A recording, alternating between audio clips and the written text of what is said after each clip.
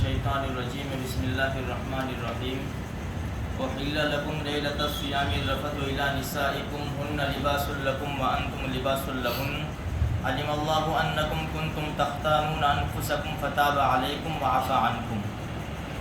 بھئی آگے آ جاؤ تھوڑے سے تاکہ پیچھے آنے والے ان کو جگہ مل جائے۔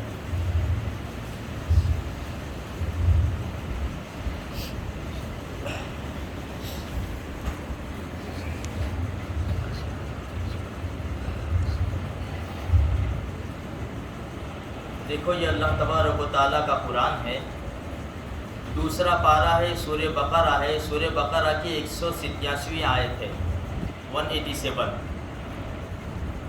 اب یہ قرآن کریم کے 30 پارے ہیں، صرف یہ دوسرے پارے میں اگر ہم دیکھیں نا تو اللہ تبارک و تعالیٰ کے حکم کتنے ہیں، صرف تھوڑا سا اندازہ لگاؤ۔ سب سے پہلے سیقول السفہاء، یہ شروع ہوتا ہے قرآن دوسرا پارہ، تو قبلے کی تبدیلی کا حکم ہے۔ پہلے ہمارا قبلہ بیت المقدس تھا، پھر اس کے بعد آگے چلو تو اللہ تبارک و تعالی کیا چیز حلال ہے جانوروں میں، کیا چیز حرام ہے، کیسا جانور حلال ہوتا ہے، کیسے حرام ہوتا ہے، پھر بدلے کا حکم کہ بھئی اگر کسی نے کسی کے اوپر ظلم کیا، قتل کیا تو اس کا بدلہ کس طرح لیا جائے، پھر روزے کا حکم ہے کہ روزہ کب رکھے کب نہ رکھے، اس کے بعد چاند کا حکم ہے، اس کے بعد حج کا حکم ہے، اور اس کے بعد جو ہے شراب اور جوئے کا حکم ہے، پھر جو عورتیں پیریڈ میں ہوتی ہے ان کا حکم ہے، پھر طلاق کے بارے میں حکم ہے۔ اب اندازہ لگاؤ صرف دوسرے پارے میں یہ احکام ہیں، تو پورے قرآن میں اللہ تبارک و تعالیٰ نے کیا بیان کیا ہے؟ قرآن کریم میں احکام بھی ہے، واقعات بھی ہے، مثالیں بھی ہے، اور زبردست چیزیں ہیں۔ یہ خزانہ ہے قرآن، خزانہ۔ یہ تو ہماری کم نصیبی کا اس سے دور ہے۔ اچھا خیر، ہم اپنے مقصد کی بات کریں۔ یہ دیکھو یہ جو آیت کریمہ میں نے آپ کے سامنے پڑھی نے، آدھی پڑھی، یہ پوری آیت بڑی ہے۔ علامہ قرطبی رحمۃ اللہ علیہ نے لکھا ہے اپنی تفسیر میں کہ اسی آیت کے اندر 36 حکم ہے اللہ کے۔ اندازہ لگاؤ۔ اس کا ترجمہ میں نے جتنا پڑھا اس کا میں آپ کو بیان کروں۔ احل لکم لیلۃ الصیام الرفث الی نسائکم، تمہارے لیے حلال کی گئی تمہاری عورتیں رمضان کی رات میں، ہن لباس لکم وانتم لباس لہن، عورتیں تمہارے لیے لباس ہے اور تم عورتوں کے لیے لباس ہو۔ علم اللہ انکم کنتم تختانون انفسکم، اللہ نے جان لیا جو تم نے خیانت کی ہے، خیانت اللہ نے جان لیا جو تم نے خیانت کی ہے۔ فتاب علیکم وعفی عنکم، اللہ نے تمہاری توبہ قبول بھی کر لی اور معاف بھی کر دیا۔ حقیقت میں یہ آیت کریمہ اس وقت اتری جب شروع میں روزے کا حکم آیا، تو روزے کا حکم ایسا تھا کہ اگر مغرب کے بعد تم سو گئے، مغرب کے بعد عشاء بعد جب بھی سوئے رات کو تمہارا روزہ شروع، اگر مغرب کے بعد آنکھ لگ گئی تھوڑی دیر، بس اسی وقت سے روزہ شروع۔ اب تم نہ کھا سکتے نہ پی سکتے دوسرے دن مغرب تک، یہ حکم پہلے تھا۔ اب اس میں ہوا ایسا کہ قیس ابن سرما انصاری رضی اللہ تعالیٰ عنہ کھیتوں میں کام کرتے تھے، مزدوری کرتے تھے۔ جب افطار کے وقت پورا دن کام کیا اور افطار کے وقت اپنے گھر تشریف لائے، اپنی بیوی سے پوچھا کہ کچھ کھانے کو ہے، یعنی افطار کے لیے کچھ ہے؟ تو کہا کہ ہے تو کچھ بھی نہیں، لیکن میں انتظام کر کے لاتی ہوں۔ اب وہ انتظام کرنے کے لیے باہر تشریف لے گئی ان کی بیوی، اور یہ تھکے ہارے تھے کہ آنکھ لگ گئی۔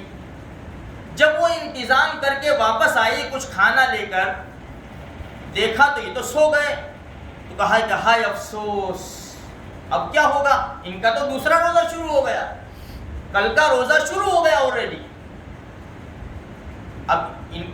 اب اٹھے نہ اٹھے، اب ان کا تو روزہ شروع ہو گیا بغیر سحری کے.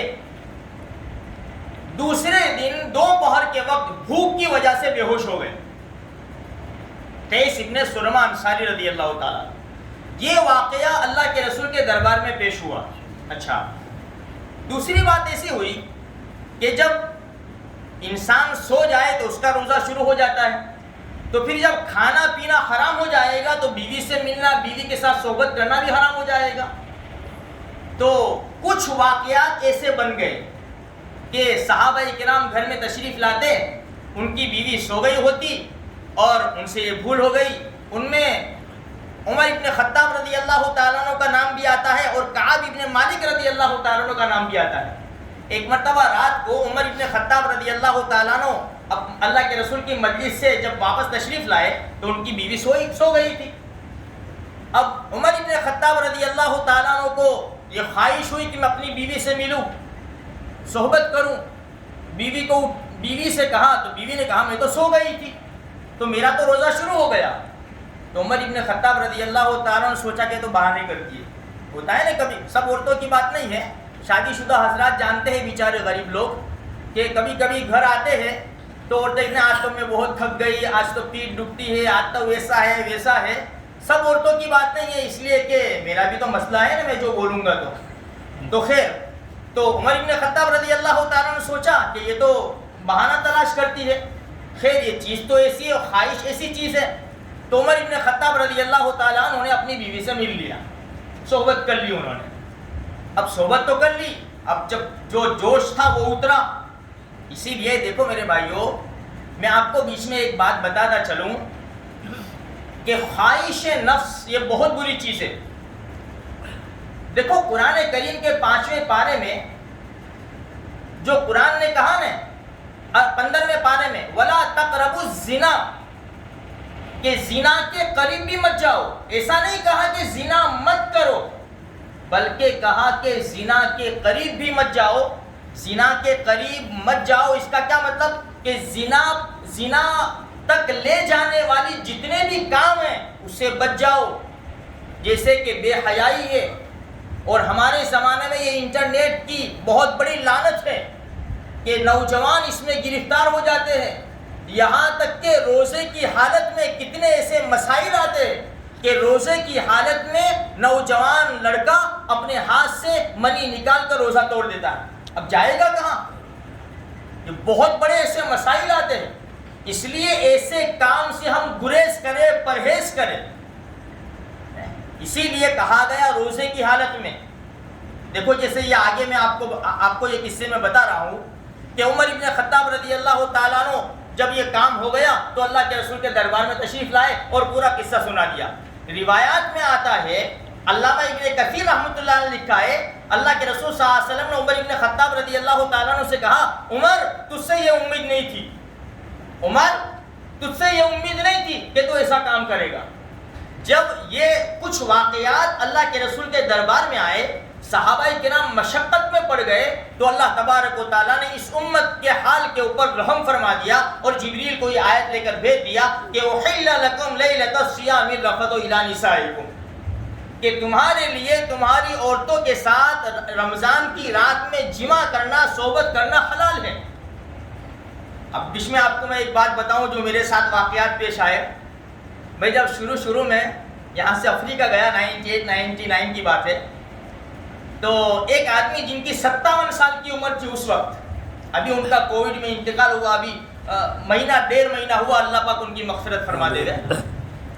تو جب میں یہ مسائل بیان کر کے مسجد کے باہر نکلا, وہ بڑے مزاحیہ آدمی تھے, تو میرے ساتھ بہت فری تھے کہ مفتی صاحب تمہیں کیوں کہ یار, خیر میں وہ گجراتی میں وہ گجراتی چل رہی ہے اس لیے میں میری زبان سے گجراتی نکلتا ہے کہ آپ نے کہا کہ یار یہ رمضان کی رات میں عورت سے ملنا جائز ہے.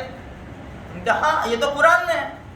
اوہو, میں ایک بات بتاؤں آپ کو, پھر مجھے ایک بات بتاؤں, جب میرا روزہ رکھنے کا ارادہ ہوتا نا تو میں رات کو صحبت نہیں کرتا تھا, اور جس دن رات کو صحبت کر لیتا اپنی بیوی سے فجر میں روزہ نہیں رکھتا تھا.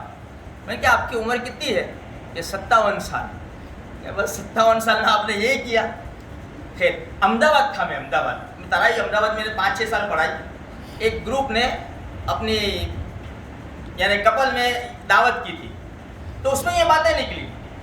تو 2 بچوں کے باپ، 3 بچوں کے باپ، 4 بچوں کے باپ، ایسے لوگ تھے سب.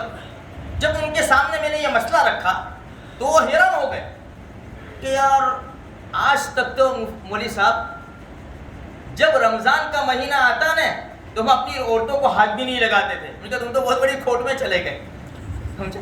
تو ہمیں معلوم ہی نہیں ہے تو کہ قرآن کا کتنی آسانیاں ہیں شریعت کے اندر، کتنی آسانیاں اللہ پاک نے شریعت کے اندر رکھی ہے.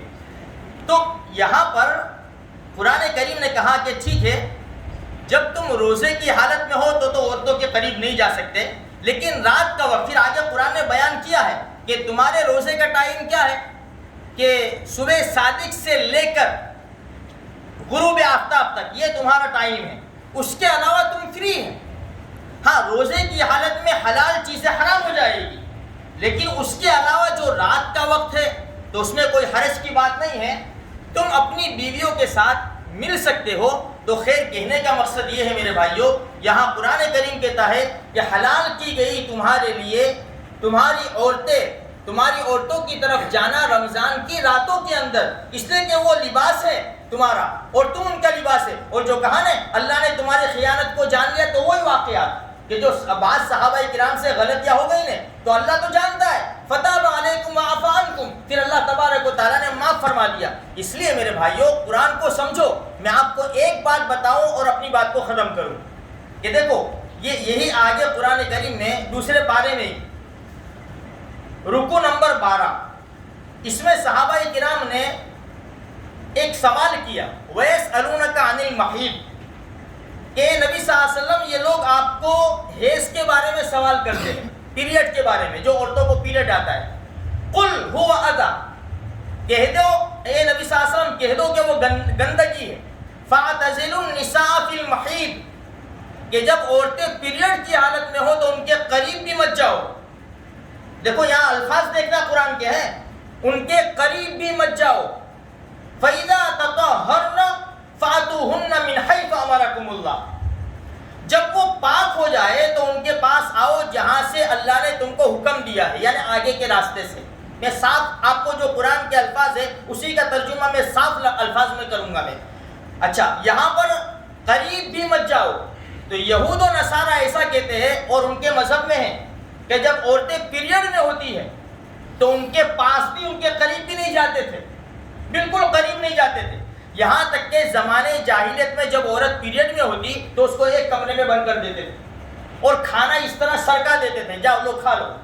پھر 7 دن 8 دن جو بھی ہوئے 5-6 دن گزر جاتے تھے، پھر وہ عورت آتی تھی اور پھر غسل وغیرہ کر کے پاک ہو کے سب کے ساتھ مل کر دیتی تھی. یہاں ہماری شریعت کے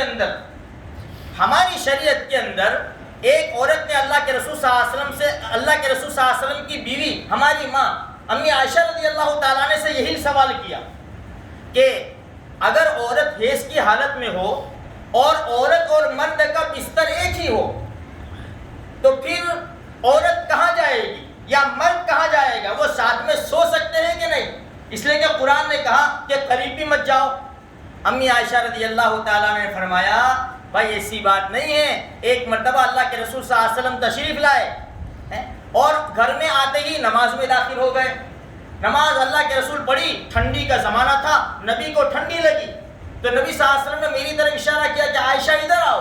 میں نے کہا یا رسول اللہ میں تو حیض میں ہوں. فرمایا کوئی بات نہیں آ جاؤ. جب میں آئی تو اللہ کے رسول صلی اللہ علیہ وسلم نے دیکھو کیسی زبردست اندر کی باتیں، اس لیے کہ امت کو تعلیم دینا ہے. امی عائشہ فرماتی ہے کہ میرے محبوب نے میرے یہ پاؤں کے اوپر سے کپڑا ہٹایا اور میری جان کے اوپر میری ران کے اوپر سر رکھ کر سو گئے اللہ کے رسول صلی اللہ علیہ وسلم، اور میں بھی جھک گئی تاکہ ٹھنڈی کم ہو جائے اور میں حیض کی حالت میں تھی. تو کہنے کا مقصد یہ ہے کہ عورت اگر حیض کی حالت میں ہے تو بیلی بٹن سے لے کر گھٹنوں تک، یعنی ڈیوٹی سے لے کر گھٹنوں تک اس کا ہم فائدہ نہیں اٹھا سکتے. ایک اور بات سنا دوں، حضرت مسروق رضی اللہ تعالیٰ عنہ امی عائشہ کے پاس آئے اور کہنے لگے امی مجھے ایک چیز پوچھنی ہے لیکن شرم آتی ہے. امی نے فرمایا تو میرا بیٹا ہے، میں امت کی ماں ہوں، جو پوچھنا وہ پوچھ لے. تو انہوں نے کہا کہ حیض کی حالت میں عورت سے کیا فائدہ اٹھا سکتے؟ امی عائشہ رضی اللہ تعالیٰ نے فرمایا شرمگاہ کے علاوہ ہر چیز سے فائدہ اٹھا سکتے. پھر آگے فرمایا جب ہم میں سے کوئی، امی عائشہ فرماتی ہے ہم جتنی بھی عورتیں تھیں ہم میں سے کوئی بھی حیض کی حالت میں ہوتا اور اللہ کے رسول ملنا چاہتے تو ہمیں فرماتے کہ تیبن باندھ لو، کپڑا اوڑھ لو، اور کپڑا اوڑھ کر پھر اللہ کے رسول صلی اللہ علیہ وسلم ہم سے مل لیتے. اتنی صاف اور واضح باتیں شریعت نے بتائی ہے میرے بھائیوں، ہیں کہ ہمارے لیے آسانیاں پیدا فرما دی ہے، ہمارے لیے راستے کھول دیے ہیں، لیکن ہم شرم محسوس کرتے ہیں کہ علماء کو پوچھنے کے لیے. اس لیے میری آپ سے گزارش ہے کہ جو کچھ بھی سمجھ میں نہ آوے وہ اپنے علماء سے جس سے بھی کانٹیکٹ ہو ان سے کانٹیکٹ کر کے صاف باتیں رکھ دے. میں بھی آپ کو کہہ رہا ہوں کہ زکوٰۃ کے مسائل ہے، عورتوں کے پیریڈ کے مسائل ہے، عورتوں کے جو بھی مسائل ہے، اگر شرم آتی ہے مجھے لکھ کر دے دو، میں آپ کو بتا دوں گا انشاءاللہ، یا کسی اور سے پوچھوا لو، پوچھ کر کام کریں گے انشاءاللہ بڑا فائدہ ہوگا. اللہ تبارک و تعالیٰ کہیں سنی باتوں کے اوپر ہمیں عمل کرنے کی توفیق عطا فرماوے. ربنا آتنا فی الدنیا حسنۃ وفی الآخرۃ حسنۃ وقنا عذاب النار. ربنا تقبل منا انک انت السمیع العلیم وتب علینا انک انت التواب الرحیم. جزا اللہ عنا محمد ما هو اهله صلی اللہ علیہ وسلم. سبحان ربک رب العزۃ عما یصفون وسلام علی المرسلین والحمد